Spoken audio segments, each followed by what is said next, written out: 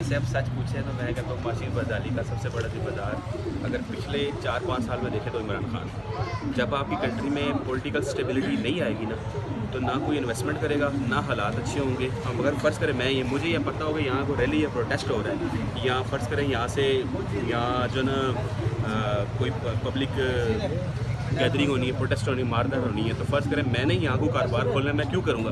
मुझे पता है यहाँ आए ज़रूर तमाशा लगा हुआ है, तमाशा लगा रहेगा मेरी दुकान पे, मेरे कारोबार पे कौन विज़िट करेगा? सुकून आएगा, पॉलिटिकल सुकून आएगा, अमन आएगा तो हालात अच्छे होंगे ना भाई। थोड़ी सी बेहतरी आनी जाती है, नई शुरली छोड़ देता है, कुछ ना कुछ मतलब उन्होंने हमारा जीना हराम किया हुआ है। मतलब मैं जिस शोबे से मुंसलिक हूँ तो मैं भी कहता हूँ यार हम पे रहम करो, हर चौथे दिन कुछ ना कुछ आपने तमाशा लगाया होता है। हमारा भी काम पढ़ाते हो, पुलिस वाला पढ़ाता है, आप उसकी एक पेशी भी आप देखें कितने रिसोर्सेज खर्च होते हैं सरकार के।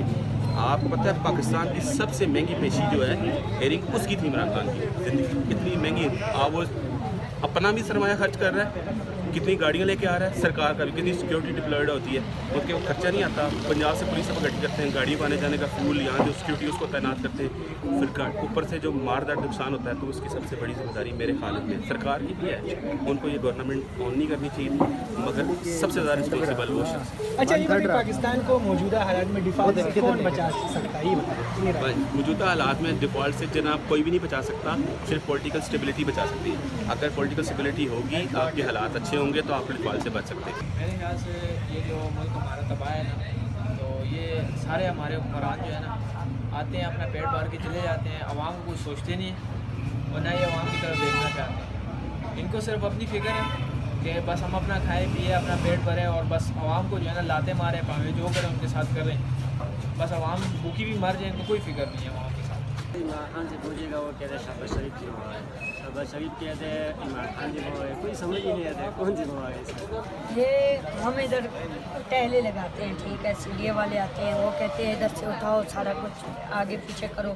ये बेचारे गरीब इधर बैठे हुए 200 रुपये की 200 रुपये की इनकी जुगाब है, इनको काम नहीं करने देते। ये गाड़ियों वाला बैठे हैं, इनको काम नहीं करने देते, हम किधर जाएंगे? कौन सी हुकूमत बेहतर है, इमरान खान की या शहबाज शरीफ? वो गंजे का तो नाम ही ना है, इमरान खान को लाए, हमारे इमरान खान सपोर्ट है। अच्छा, इमरान खान को क्यों पसंद करते? उसकी हुकूमत में तो भी महंगाई थी ना। वो फिर भी अच्छा था। हम वो पठान है, वो सच बोलता है, झूठ नहीं बोलता, इन चोरों की तरह नहीं। अच्छा, उसमें से क्या पसंद है आपको? इमरान खान सच बोलते हैं, हमें यह पसंद है। जहाँ तक अगर हम देखें कि मौजूदा सूरत हाल जो माशी तौर पे हम दिवालिया होने जा रहे हैं, तो इसकी ज़िम्मेदारी तारीख़ी लिहाज से हम समझे तो ये इज्तिमाई हम ज़िम्मेदार है। लेकिन फिर भी अगर देखें करंट सिचुएशन में तो ना सिर्फ पॉलिटिकल लीडरशिप हमारी, कहीं ना कहीं हमारा भी इसमें अमल दखल है। इसका जिम्मेदार अच्छा, वजह क्या है? क्योंकि खासा सही हुकूमत चल रहा था, कोई तकलीफ नहीं, आटा मिल जाता, हर चीज़ पूरा मिल जाता। अगर थोड़ा सा महंगाई था, इतना तो नहीं था जितना अभी हो रहा है। अच्छा, ये बताएं कि अभी आपको क्या मुश्किलात है, पहली हुकूमत में क्या मुश्किलात नहीं थी और अभी क्या मुश्किलात है, ये बताएं। यार अभी आटे का मुश्किलात है, हर एक गरीब को मुश्किलात है, ठीक है। जहाँ भी चले जाओ पैसे भी देने और आटा भी नहीं मिलते है, ठीक है। अगर जो मिलते हैं तो लोगों को वो क्या किस तरह का मिलता है हर एक को पता है, इस तरह का नहीं है चेहरा किसी को नज़र नहीं आ रहा है। तो क्या करनी चाहिए हुकूमत के लिए? बस इसको इस्तीफा होना चाहिए, बस हुकूमत ख़त्म होना चाहिए। अगला कौन आना चाहिए? ये इमरान खान को आना चाहिए, क्योंकि मुल्क का सोचते हैं, आवाम का सोचते हैं, इस तरह का तो नहीं है कि अपना केस को सोचते हैं और चोरी का सोचते हैं।